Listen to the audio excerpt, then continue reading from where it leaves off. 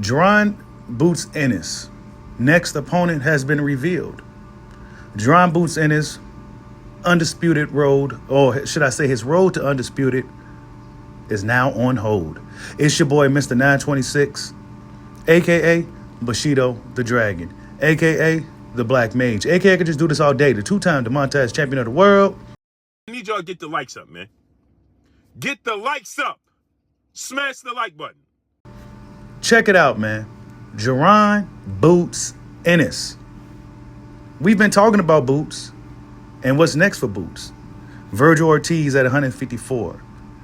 A unification fight between Brian Norman Jr. and Mario Barrios, right?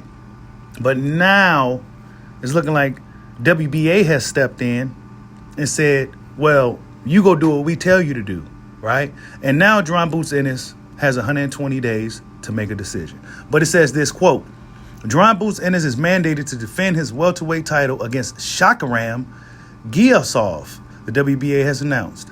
Per WBA rules, Ennis must face Giyasov within 120 days of his April 12th victory over Montes Stanionis, end quote. So, sorry if I butchered his name. I never heard of this guy. I never seen him before at a day in my life. But for whatever the case, he's going to be facing Jaron Boots Ennis next. And if Jaron Boots Ennis wants to continue on this road of undisputed, this is what he's going to have to do.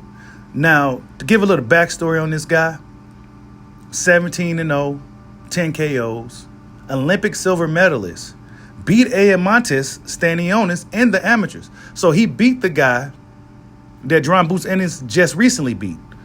And now he's up next in line. Now, for the guys who are familiar with this guy, a lot of people say he's too big for the welterweight division and that he's a guy that should be fighting at junior middleweight/middleweight. But we're going to see how this thing plays out. If Jaron Boots Ennis wants to continue his undisputed campaign, this is part of the journey.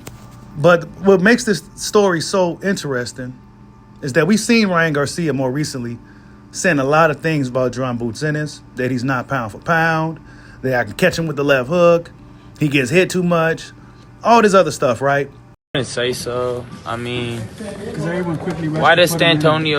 why would that fight put you in pound for pound category? No. He wasn't there before. You know? No, it's not. If he beat like somebody, yeah, Crawford, or not even Crawford, just there's a little bit more than that. I feel like, yeah, he could.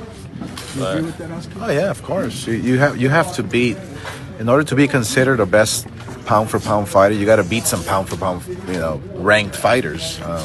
You have Crawford, you have fighters like obviously Virgil and the fighter that Virgil beat, Israel Madrimov, yeah, that's true. Guys like that. Those are the top guys that are guarding the gate. If Boots beats somebody like that, then consider him top 10, obviously. But he's a great fighter. I like his style. But a Ryan Boots fight is obviously a mega event because of. But Ryan Garcia is going to be fighting Rolando Romero for the regular WBA title. Rolando Romero said Ryan Garcia never fought for no world title because he wants to be a model. But now he's going to be fighting for Rolly's regular title. And there's going to be some thing to where the WBA forces a fight between, if Ryan Garcia gets past Rolly, put the winner of that fight in there with Jaron Boots Ennis after Jaron Boots Ennis faces Shakhram. So this is the plan. Seems like the sanction bodies already got Jaron Boots Ennis road already paved out for him. And if Brian Norman Jr. and all these guys wasn't serious, well, they can rest easy now because now they have a built-in excuse to where the WBA stepped in and mandated Jaron Boots Ennis to fight is mandatory. I mean, this is part of the journey. I would imagine Jaron Boots Ennis, did he forget? I'm not sure if he forgot or not, but sometimes sanction bodies step in, right? And then unless he can get a unification fight on the table with Brian Norman Jr., who's going to play hardball, right? Well, he has to face his mandatory or be stripped of the WBA title, which will prematurely end his undisputed campaign. But this is what's next for Boots.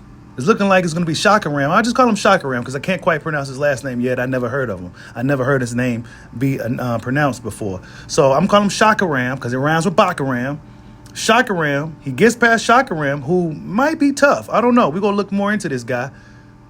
Then after that, if Ryan Garcia gets past Rolando Romero, then Ryan Garcia will be facing Jaron Boots Ennis. And honestly, I'm all in for that one. I'm all in for that fight because I want to see Ryan Garcia get his ass kicked. To be quite frank, I don't necessarily normally do this, and I don't want to necessarily see anybody get hurt or beat up, right? But Ryan Garcia is one fighter. If there's any fighter in boxing that I actually want to see get beat up, is Ryan Garcia. I'm just being honest. I'm not even going to lie. I just want to see Ryan Garcia get his ass kicked for all the shit that he said and the shit that he's just been doing. He needs his ass kicked. Sometimes you just need your ass beat. And Ryan Garcia is one of those guys that I feel need his ass beat.